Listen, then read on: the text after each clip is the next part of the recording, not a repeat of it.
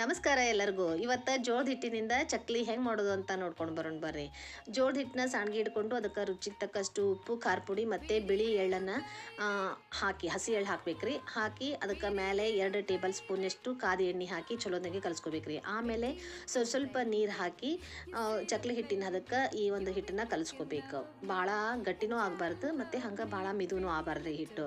ಈ ಒಂದು ಹಿಟ್ಟನ್ನು ಚಕ್ಲಿ ಒತ್ತಡಕ್ಕೆ ಹಾಕಿ ಕಾದ ಎಣ್ಣೆ ಒಳಗೆ ಮೀಡಿಯಮ್ ಫ್ಲೇಮ್ನಾಗ 2 ಕಡೆ ಚಲೋದಂಗೆ ಕರ್ಕೊಂಡು ಬಿಡ್ಬೇಕು ನೋಡ್ರಿ. ಈ ಚಕ್ಲಿನ ಏರ್ಟೈಟ್ ಬಾಕ್ಸ್ನಾಗ ಹಾಕಿಡ್ಬೇಕ್ರಿ. ಹಂಗೇನಾರು ಹೊರಗೆ ಇಟ್ವೇನ್ರ ಜಲ್ದಿನ ಮೆತ್ತಗಾಗ್ಬಿಡ್ತಾವೆ. ಭಾರಿ ರುಚಿಯಾಕು. ನೀವು ಮಾಡ್ಕೊಂಡು ತಿಂದು ಹೆಂಗಾಗಿತ್ತು ಅಂತ ಕಮೆಂಟ್ ಮಾಡಿರಿ. ಚಾನಲ್ ಸಬ್ಸ್ಕ್ರೈಬ್ ಮಾಡಿರಿ.